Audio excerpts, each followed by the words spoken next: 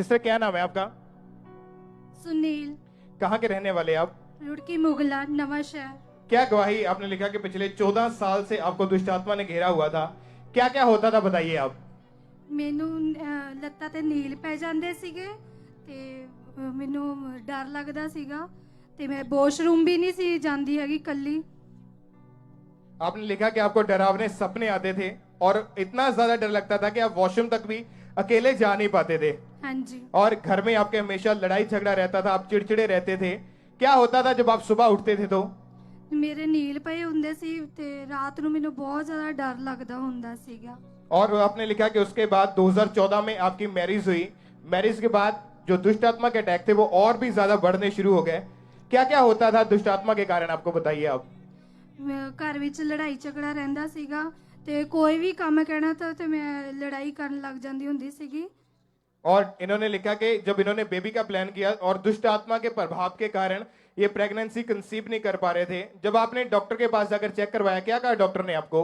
ਮੇਰੇ ਟੈਸਟ ਤਾਂ ਨਾਰਮਲ ਆਏ ਸੀਗੇ, ਹਸਬੰਡ ਦੇ ਰਿਪੋर्ट थोड़ी जी डॉक्टर ने बोला, क्योंकि आपके हस्बैंड की रिपोर्ट में डॉक्टर ने ये बताया कि उनके जो शुक्राणु हैं वो केवल 10% बनते हैं, बाकी 90% वो डेड हैं।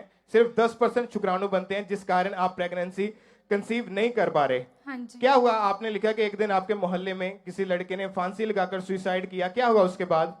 ਉਹਨੇ ਬਾਹਰ ਫੋਰਨ ਚ ਸੀਗਾ, ਉਹਨੇ ਫਾਂਸੀ ਲਗਾ ਲਈ ਸੀਗੀ ਤੇ ਮੇਰੇ ਹਸਬੰਡ ਉਹਦੇ ਜਾ ਕੇ ਉੱਤੇ ਰੋਣ ਲੱਗ ਗਏ ਤੇ ਉਸ ਤੋਂ ਬਾਅਦ ਦੁਸ਼ਟ ਆਤਮਾ ਨੇ ਸਾਨੂੰ ਬਹੁਤ ਜ਼ਿਆਦਾ ਤੰਗ ਕਰ ਦਿੱਤਾ ਸੀਗਾ ਤੇ ਲੜਾਈ ਝਗੜਾ ਬਹੁਤ ਹੁੰਦਾ ਸੀਗਾ। ਫਿਰ ਇਹਨਾਂ ਦਾ ਉਸ ਦਿਨ ਤੋਂ ਬਾਅਦ ਇਹਦਾ ਦਾ ਐਕਸੀਡੈਂਟ ਹੋ ਗਿਆ ਸੀਗਾ। जब एक्सीडेंट हुआ, कैसे एक्सीडेंट हुआ इनका? ਮੈਨੂੰ ਦਿਖਾਈ ਦਿੱਤਾ ਸੀਗਾ ਸੁਪਨੇ ਰਾਹੀਂ ਤੇ आप इनके हस्बैंड को माइक देना। ब्रदर आप बताइए कि जब आपका एक्सीडेंट हुआ, आपने लिखा कि आपको 2 हॉस्पिटल में लेकर गए, उन्होंने एडमिट नहीं किया, यानी जवाब दे दिया आपको। तीसरे हॉस्पिटल में जब आप गए तो क्या कहा डॉक्टर ने आपको चेक करके? डॉक्टर ने मेरे को डेड करार कर दिया कि ये बिल्कुल डेड है, इसको घर पे ले जाओ। डॉक्टर ने बोला कि ये डेड है, उन्होंने डेड करार आपको दे दिया। क्या क्या हुआ एमआरआई वगैरह की, जो उसमें क्या बताया उन्होंने? उसमें बताया उन्होंने कि इसके सिर में खून जमा हुआ है, ये कोमा में जा चुका है, कोमा में बाहर आने के बाद इसका इलाज करेंगे। डॉक्टर ने आपको डेड डिक्लेयर कर दिया था उस समय जी। कि ये बंदा, ये व्यक्ति मर चुका है, उन्होंने डेड डिक्लेयर कर दिया था आपको जी। और क्या हुआ? आपकी वाइफ ने जब अनॉइंटिंग ऑयल आपके ऊपर अप्लाई किया तो? नाइटिंग ऑयल अप्लाई किया तो मैं कोमा से बाहर आ गया। कितना समय आप कोमा में रहे? तकरीबन 14 दिन। 14 दिन आप कोमा में रहे। और डॉक्टर ने क्या बोला था आपको? डॉक्टर ने 3 साल बोला था। डॉक्टर ने बोला क्या कि 3 साल तक ये कोमा में, या 3 साल से भी ज्यादा ये कोमा में रहेंगे। लेकिन जब अनॉइंटिंग ऑयल इनके ऊपर अप्लाई किया गया, डॉक्टर ने 3 साल बोला था, लेकिन 14 दिन के अंदर अंदर ये भाई कोमा से बाहर आ चुके थे। उस चीज से पूरी तरह से परमेश्वर ने इस भाई को फ्री किया, आजाद किया। और आप बताइए कि जब आप डॉक्टर ने आपको कितने दिन, आपके कितनी मेडिसिन लगती थी एक दिन में?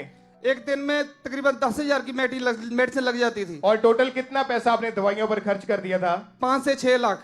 आपके जो डॉक्टर जिनके पास आप इलाज करवाते थे, उन्होंने आपको पागल डिक्लेयर कर दिया था, क्योंकि आपको पागलपन के दौरे भी पड़ने शुरू हो चुके थे। जी जी। क्या क्या होता था जब पागलपन के दौरे पड़ते थे? पागलपन के दौरे पड़ते थे तब मैं लड़ाई झगड़ा करता था, मारपीट करता था, एक दूसरे सामान तोड़ फोड़ करता था। क्योंकि जब आपने एमआरआई करवाई थी उसमें आया था कि आपके ब्रेन में, आपके दिमाग में खून जमा हुआ है, ब्लड जमा हुआ है जी। और आप घर का सामान तोड़ देते थे। पागलपन के आपको दौरे पड़ने लगे, घर में हमेशा लड़ाई झगड़ा, मारपीट, यही काम आपके घर में रह चुका था जी। और टोटली आप बेड के ऊपर थे। जी दास जी। कितना समय बेड पे रहे आप? 3.5 महीने। 3.5 महीने। फिर उस समय टॉयलेट बाथरूम कैसे जाते थे आप? टॉयलेट बाथरूम मेरी वाइफ, मेरे फैमिली उठाती थी। और जब आप चर्च कब आए? आप चर्च कब आए थे आप? अप्रैल महीने में चर्च आए थे हम। और आपने लिखा कि जिस दिन आप पहली बार चर्च में आए थे, कैसे आपको लेकर आए थे चर्च में? मेरे को अपनी गाड़ी पर लेकर आए थे, व्हील चेयर पर लेकर आए थे। व्हील चेयर के ऊपर आपको चर्च के अंदर आपको लेकर आए थे जी। और 1 मार्च 2018 को जब परमेश्वर के दास ने प्रार्थना की थी, आइए हम उस प्रार्थना को अपने स्क्रीन के ऊपर सुनते हैं। जिन्हें इमरजेंसी सेक्शन है, परमेश्वर का आत्मा उन्हें टच कर रहा है इससे पहले उन्हें ले हैंड करो या अनॉइंटिंग ऑयल अप्लाई करो। परमेश्वर का आत्मा उन्हें छू रहे हैं। और जब परमेश्वर के दास ने आपके लिए प्रार्थना की, आपने उस प्रार्थना को रिसीव किया, अनॉइंटिंग ऑयल को भी आपने अप्लाई किया, क्या हुआ उसके बाद? प्रार्थना को रिसीव करने के बाद उसके बाद मेरे को शिफा मिल गई, मैं बिल्कुल ठीक हो गया। आप उसी दिन, क्योंकि जब जिस दिन आप चर्च में आए थे, आपको व्हीलचेयर पर चर्च में अंदर लेकर आए थे, लेकिन जिस दिन उसी दिन आपने प्रार्थना को रिसीव किया और परमेश्वर ने उसी दिन आपको हील किया, उसी दिन आपको फ्री किया। आप चल के दिखाइए, चलिए जरा, चलिए चलिए चलिए चलिए चले चले, तारीफ करें जोर से इस गवाही के लिए। अपने हाथों को उठाएं, जोर से अपने हाथों को उठाएं और सब परमेश्वर के नाम को महिमा दे इस गवाही के लिए जोर से। ये भाई 3.5 महीने पूरी तरह से बेड के ऊपर रहे थे और बिल्कुल भी चल नहीं पाते थे। डॉक्टर ने डेड डिक्लेयर कर दिया था कि ये व्यक्ति मर चुका है, लेकिन आज आप देख सकते हैं कि वो भाई, वो ब्रदर बिल्कुल हील होकर आपके सामने गवाही के साथ खड़े हैं। सब अपने हाथों को उठाएं और जोर से तालियों के साथ परमेश्वर के नाम को महिमा दें। इनकी वाइफ की टेस्टमनी को भी सुनते हैं। इन्होंने लिखा कि सिस्टर आप बताइए क्या गवाही है आपकी? आपने लिखा कि आपकी मैरिज के बाद आपको प्रेगनेंसी जो कंसीव नहीं हो पा रही थी और आपके जो पड़ोसन थी उनके 9 साल से बेबी नहीं था। क्या क्या कहते थे वो आपको? ਮੈਂ ਇੱਕ ਸਟਾਫ ਨਰਸ ਹਾਂ ਤੇ ਉਹ ਮੇਰੇ ਕੋਲ ਆ ਕੇ ਆਪਣੀ ਪ੍ਰੈਗਨੈਂਸੀ ਦੇ ਇੰਜੈਕਸ਼ਨ ਲਵਾਉਣ ਆਂਦੀ आप ਸੀਗੀ खुद एक स्टाफ नर्स हैं जी। और आपके पड़ोसन एक बहन है जो आपसे प्रेगनेंसी के लिए इंजेक्शन लगवाने के लिए आते थे जी। और उनके 9 साल से बेबी नहीं था। क्या बताते थे आप उन्हें? ਮੈਂ ਉਹਨੂੰ ਆਪਣੇ ਪਰਮੇਸ਼ਰ ਦਾ ਵਚਨ ਦੱਸਦੀ ਸੀਗੀ ਤੇ ਮੈਨੂੰ ਕਹਿੰਦੀ ਵੀ ਤੇਰੇ ਤੋਂ ਕਹਿੰਦੀ ਹਲੇ ਤੱਕ ਹੋਇਆ ਨਹੀਂ ਹੈਗਾ। ਮੇਰੇ ਹਸਬੰਡ ਵਾਲੇ ਮੰਜੇ ਤੇ ਪਏ ਸੀਗੇ, ਐਕਸੀਡੈਂਟ ਹੋਇਆ ਸੀਗਾ ਤੇ ਮੈਂ ਪਰਮੇਸ਼ਰ ਤੇਰੇ ਨਾਮ ਨੂੰ ਨੀਵਾਂ ਕਰਦੀ ਆ, मैं तेरे नाम ਨੂੰ ਉੱਚਾ ਕਰਨਾ ਚਾਹੁੰਦੀ ਹਾਂ, ਤੂੰ ਮੈਨੂੰ ਬੇਬੀ ਦੀ ਬਲੇਸਿੰਗ ਦੇ। फिर क्या क्या क्या हुआ उसके बाद? ਮੈਨੂੰ ਬੇਬੀ ਦੀ ਬਲੇਸਿੰग मिली। आपने लिखा कि 16 अगस्त 2018 को celebrating 14 year in Christ meeting में, जब आप चर्च में आप मीटिंग को देखने के लिए आप अपने हस्बैंड के साथ डिस्कस कर रहे थे, क्या बात डिस्कस कर रहे थे आप? ਮੈਂ ਉਹਨਾਂ ਨੂੰ ਕਿਹਾ ਸੀਗਾ, ਮੈਂ ਕਿਹਾ ਜੇ ਪਾਪਾ ਨੇ ਅੱਜ ਨਾ 5 ਵਾਰੀ ਕਹਿ ਦਿੱਤਾ ਵੀ ਨਾਰਮਲ ਰਿਪੋਰਟ ਤੁਹਾਡੀਆਂ, ਤੇ ਮੈਂ ਕਿਹਾ ਮੈਨੂੰ ਮਿਲ ਜਾਣੀ ਅੱਜ ਤਾਂ। ਤੇ ਮੈਂ ਦੂਏ ਦਿਨ ਪਾਪਾ ਨੇ ਫਿਰ 6 ਵਾਰੀ ਮੈਨੂੰ ਨਾਰਮਲ ਕਿਹਾ ਸੀਗਾ ਤੇ ਮੈਂ ਦੂਏ ਦਿਨ ਜਾ ਕੇ ਆਪਣੇ ਬ੍ਰਦਰ ਨੂੰ ਨਾਲ ਲੈ ਕੇ ਹਸਪੀਟਲ ਲੈ ਕੇ ਗਈ ਤੇ ਰਿਪੋਰਟ ਨਾਰਮਲ ਸੀਗੀਆਂ।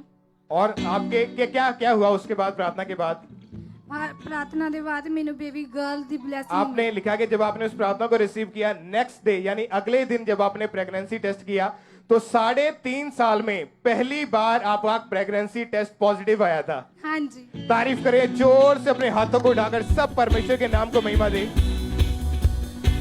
और इन्होंने लिखा कि प्रेगनेंसी के 8वें महीने में जब इनको पीलिया हो गया, डॉक्टर ने इन्हें बताया कि आपके बेबी को खतरा हो सकता है, पीलिया बहुत ज्यादा बढ़ गया था। और प्रेगनेंसी के 8वें महीने में जब पीलिया बहुत ज्यादा बढ़ गया था, इनको सपने में परमेश्वर के दास और हमारे स्पिरिचुअल मदर परमेश्वर की दासी इनके सपने में आए। क्या क्या हुआ सपने में? उस सपने के बारे में बताइए। ਮੈਨੂੰ 8ਵੇਂ ਮਹੀਨੇ ਵਿੱਚ ਪੀਲੀਆ ਹੋ ਗਿਆ ਸੀਗਾ ਤੇ ਫਿਰ ਮੈਨੂੰ ਪਰਮੇਸ਼ਰ ਦੇ ਦਾਸ ਅੰਕ ਨੂਰਲਾ ਜੀ ਤੇ ਮੈਨੂੰ ਸੁਪਨੇ ਵਿੱਚ ਆਏ ਤੇ ਮੰਮਾ ਵੀ ਨਾਲ ਸੀਗੇ, ਕਹਿੰਦੇ ਵੀ ਨੋ ਪ੍ਰੋਬਲਮ।